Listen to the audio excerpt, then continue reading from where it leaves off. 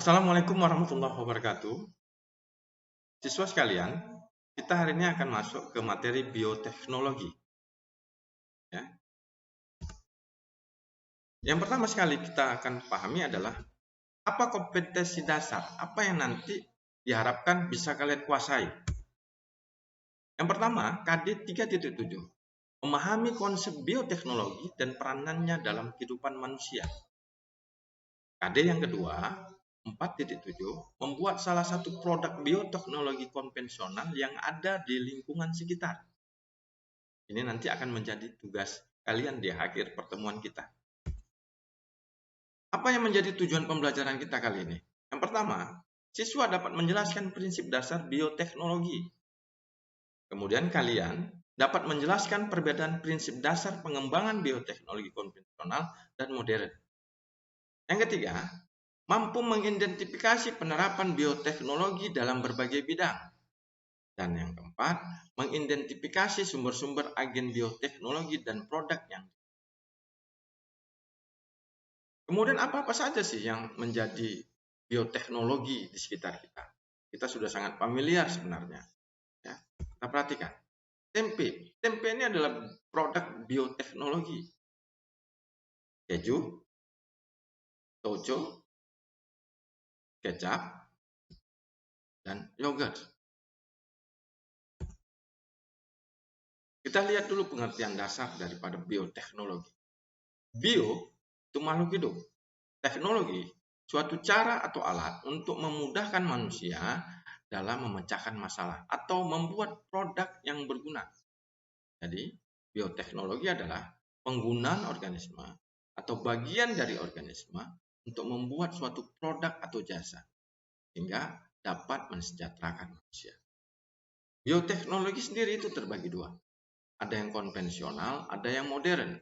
Yang konvensional artinya dia melibatkan suatu proses fermentasi. Ya, contohnya seperti kita lihat pada gambar tadi, ada tempe, ada tape, ada roti, keju, dan yogurt. Untuk bioteknologi konvensional, ya, itu tadi contoh-contohnya. Sekarang kita masuk yang kedua, bioteknologi modern.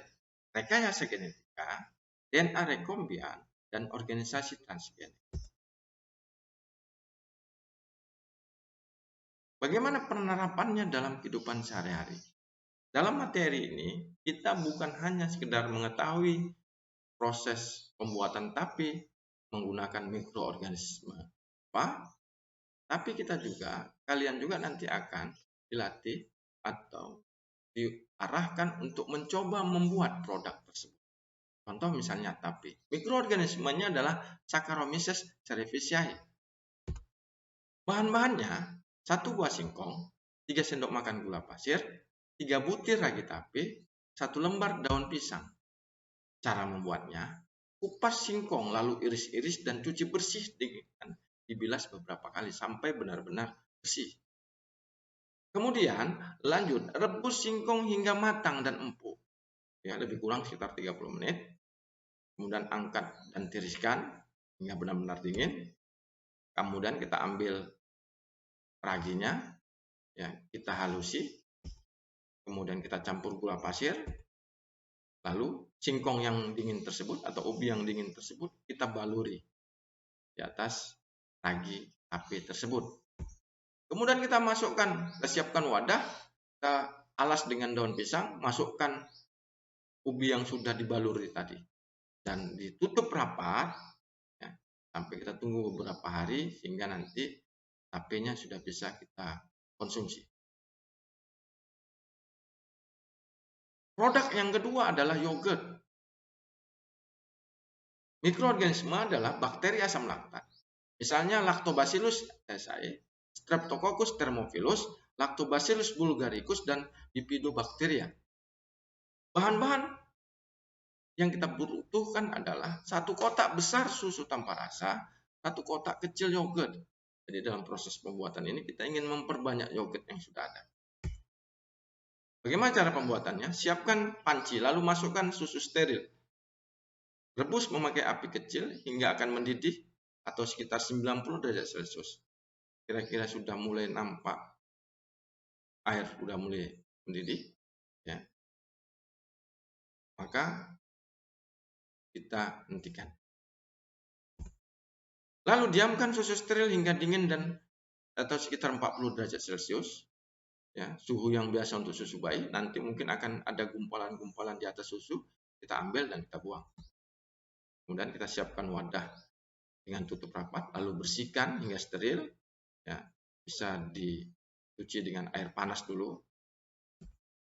Kemudian campurkan yogurt steril ke dalam susu steril yang bersuhu panas susu bayi, aduk hingga rata, lanjut tuangkan dalam wadah steril, lalu tutup rapat. Kemudian siapkan 2 lembar kain tebal, lalu bungkus wadah berisi susu fermentasi tersebut. Masukkan ke dalam oven yang tidak menyala, diamkan selama 12 jam. Ya, catatannya di sini ada, yogurt bisa difermentasi lebih lama hingga 15 jam, namun jangan lebih lama dari itu, sebab nanti dapat membunuh bakteri bayi yang ada di dalam yogurt. Kemudian setelah didiamkan, yogurt jadi seperti agar-agar. Kita bisa masukkan ke dalam kulkas sekitar 3 jam, lalu yogurt sudah bisa kita konsumsi.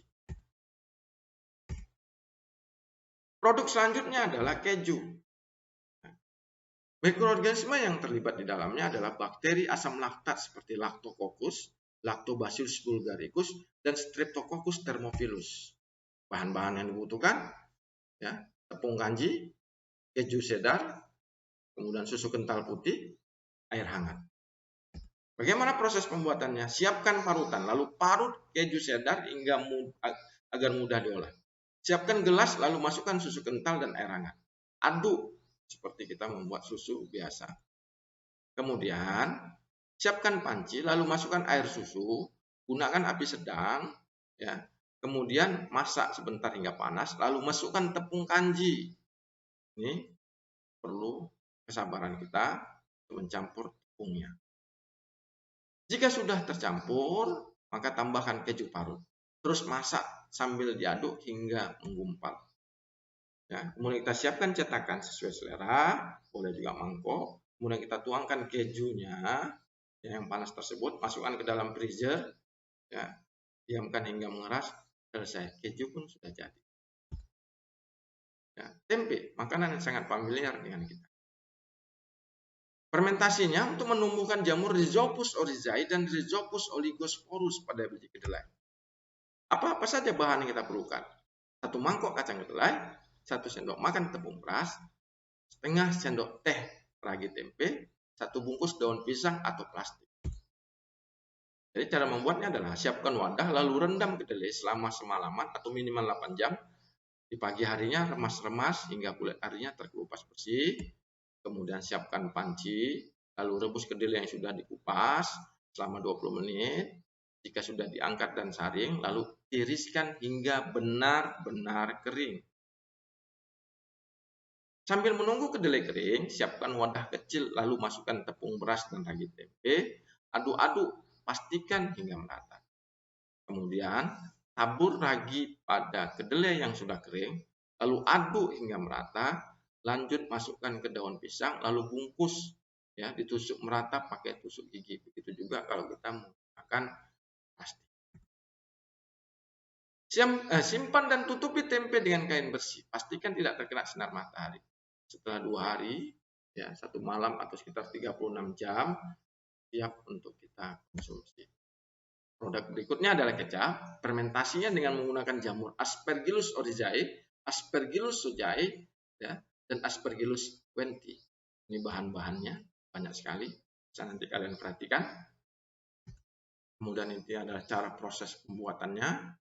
Ya, kedelainya dicuci sampai bersih, kemudian direndam, kemudian nanti, ya, ini selanjutnya direbus dia, hingga nanti setelah jadi kecap pun sudah bisa untuk kita konsumsi.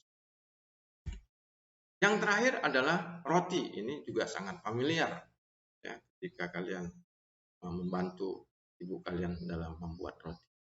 Fermentasi yang dibantu oleh Saccharomyces cerevisiae. Bahan-bahannya ada terigu, kemudian ragi, margarin, susu putih bubuk, gula, garam, telur ayam, air mineral, kemudian pasta pandan. Cara membuatnya, siapkan wadah ukuran agak besar, lalu masukkan semua bahan, aduk atau uleni adonan hingga kalis. Ya, wajib kalis. Karena jika tidak, adonan roti tawarnya akan gagal. Dalam bahasa kita bantet. Kemudian selanjutnya bulatkan adonan-adonan rotinya, lalu tutup menggunakan kain. Jangan tutup terlalu rapat. Diamkan agar mengembang, lamanya kurang lebih selama 30 menit.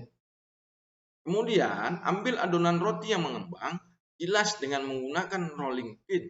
Siapkan cetakan roti tawar ukuran 12 x 12 x 24. Kemudian olesi margarinnya, lalu masukkan adonannya.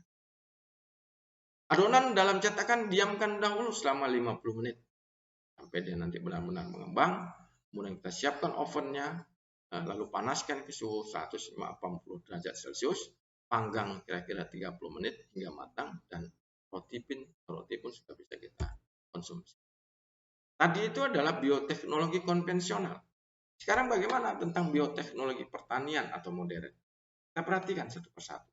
Pertama, teknik rekayasa genetika, yaitu dengan melakukan manipulasi susunan gen suatu organisme, sehingga dapat dihasilkan organisme yang memiliki sifat baru.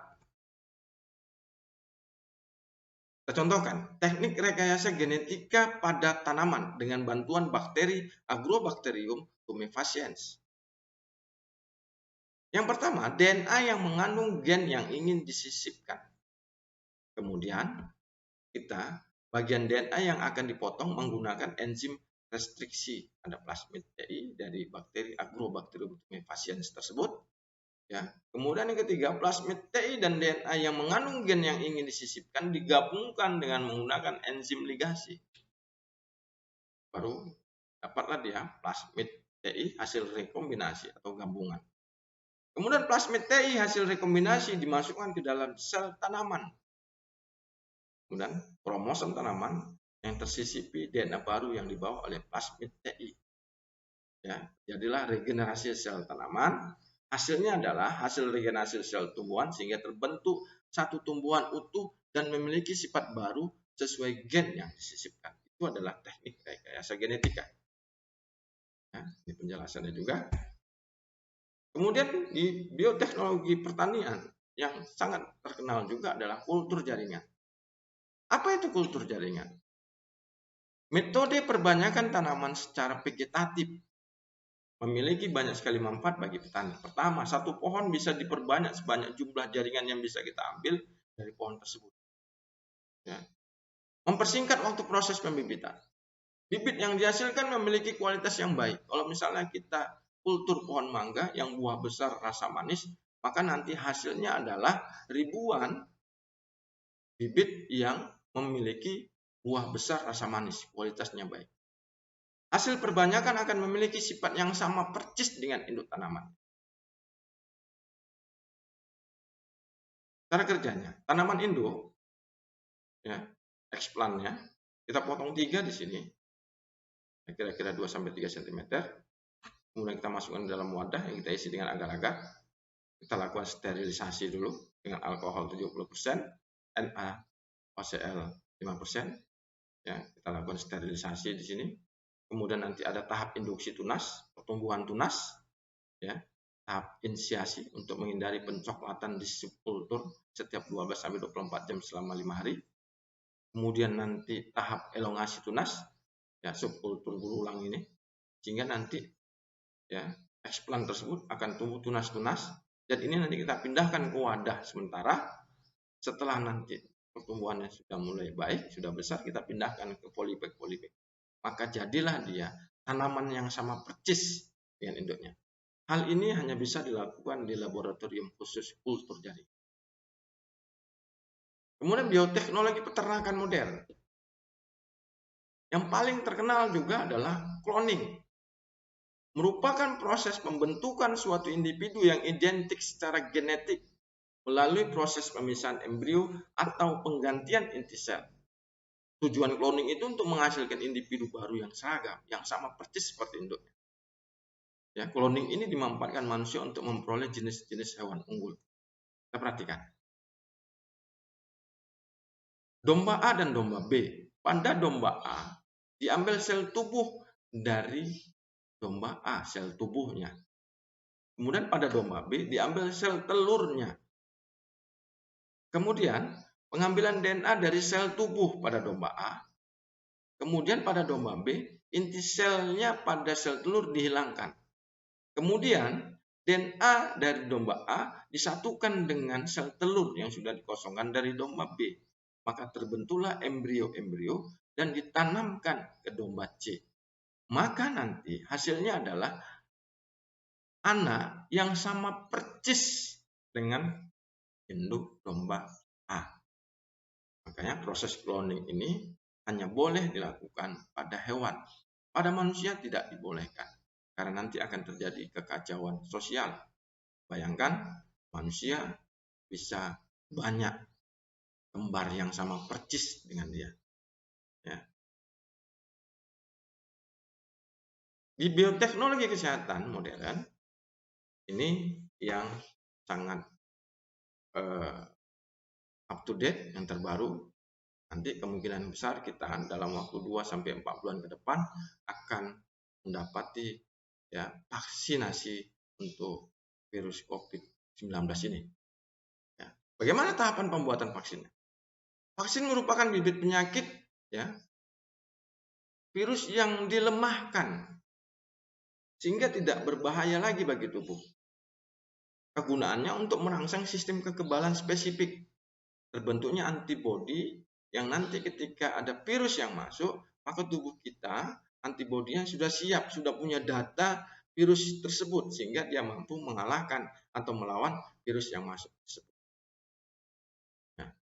Jadi ketika nanti kita disuntik vaksin COVID-19, maka tubuh kita itu mempunyai kemampuan terbentuknya antibodi. Tapi khusus untuk vaksinasi COVID-19 disarankan pemvaksinannya dilakukan setahun 2 kali.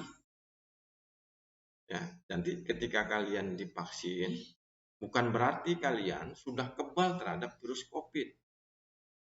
Ya, kalian harus tetap juga mematuhi protokol kesehatan, tetap menggunakan masker, tetap jaga jarak, juga tetap cuci tangan.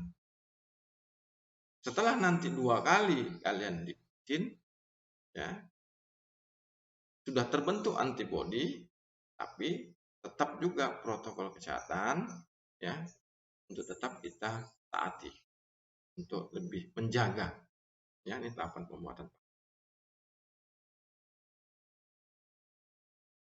Baik, anak-anak sekalian, itulah materi kita. Nanti kalian akan Bapak tugaskan untuk membuat satu produk bioteknologi konvensional. Di sini Bapak harapkan kalian membuat pupuk organik cair dari nasi basi dalam 7 langkah. Bahan-bahannya ini ada nasi basi, ya. Nasi kalian biarkan selama 2 hari, 3 hari, nanti dia akan basi. Kemudian gula pasir atau gula merah, air, kemudian alat-alatnya wadah, toples, ember, 2 botol plastik besar, dan 1 buah kain. Ya, ini cara proses pembuatannya. Bagaimana cara membuat nasi basinya dulu. Kemudian setelah dia berjamur dimasukkan ke dalam botol plastik. Kemudian kita tambahkan air gula ke dalam botol. Ya. Kemudian tutup rapat dan simpan. Kita lakukan pengadukan selama 2-3 hari. Kita buka, kita aduk. Ya. Kemudian kita simpan selama 14 hari. Setelah nanti beraroma tape, maka pupuk organiknya sudah bisa kita gunakan. Cara penggunaannya pun kita nanti ajarkan. Pertama, kita campurkan ya pupuknya 1 liter berbanding 10 liter air. Ya. Kemudian bisa kita siramkan ke bagian akar dan juga ke bagian daun. Demikianlah pertemuan kita kali ini. Assalamualaikum warahmatullahi wabarakatuh.